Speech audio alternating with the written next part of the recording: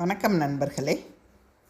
கல்விக்கு அதிபதியாக திகழ்கின்ற சரஸ்வதியை வாக்தேவி என்றும், பேச்சுக்கலை மட்டுமல்லாது உலகில் உள்ள அனைத்து கலைகளுக்கும் தலைவியாக கருதி மக்கள் வணங்குகிறார்கள். அறியாமை என்னும் இருளை அறிவு என்னும் வெளிச்சம் கொண்டு போக்குவதன் காரணமாகவே சரஸ்வதி எப்போதும் வெண்மை நிறத்துடன் காட்சியளிக்கின்றாள்.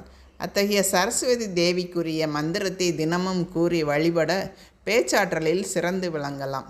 வெள்ளை ஆடை அணிந்து வெண்தாமரையில் அழகிய தோற்றத்துடன் வீற்றிருக்கும் சரஸ்வதி தேவி 4 கைகளை கொண்டவளாக திகழ்கிறாள். 4 கைகளில் ஒன்றில் ஜெபமாலையும் மற்றொன்றில் ஏட்டுச்சுவடியும் இருக்க, முன்கைகள் இரண்டிலும் வீணையை வைத்து மீட்டிக் கொண்டிருப்பவளாக காணப்படும் சரஸ்வதி தேவியின் வாகனமாக அன்னப்பறவை உள்ளது. படைக்கும் கடவுளாகிய பிரம்மதேவரின் மனைவியான சரஸ்வதி தேவியை தினமும் வணங்கி வருபவர்களுக்கு கலை கல்வியில் தேர்ச்சியும் சிறந்த பேச்சாற்றலும் கிடைக்கும்.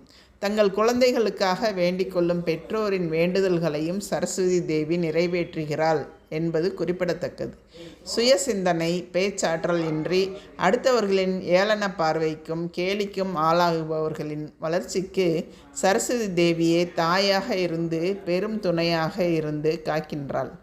கல்வி கடவுளான சரஸ்வதியிடம் பேச்சாற்றலை தரும்படி ரிக்வேதமே வேண்டுகின்றது.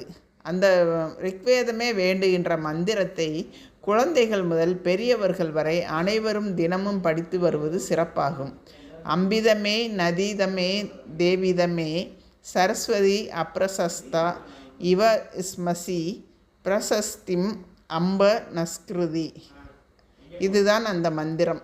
இந்த மந்திரத்தை தினமும் 6 முறை படித்து வர அனுமனை போன்று சொல்லின் ஆற்றல் பெற்றவராகவும் சமயோசித புத்தியுடனும் எதையும் தீர்க்கமாக ஆராய்ந்து முடிவெடுக்கும் திறனும் கொண்டவராகவும் திகழலாம். வில்லிலிருந்து புறப்படும் அம்பு போல் வாயிலிருந்து வெளிவடும் சொற்களை சக்தி வாய்ந்ததாக மாற்றும் வல்லமை சரஸ்வதி தேவிக்கே உண்டு. இத்தகைய சிறப்பு வாய்ந்த சரஸ்வதி தேவியை இந்தியாவில் மட்டுமல்லாமல் திபெத், நேபாளம், இந்தோனேசியா, கம்போடியா, மலேசியா, சிங்கப்பூர் மற்றும் ஜப்பான் போன்ற நாடுகளிலும் மக்கள் வணங்கி வழிபாடு செய்கின்றனர்.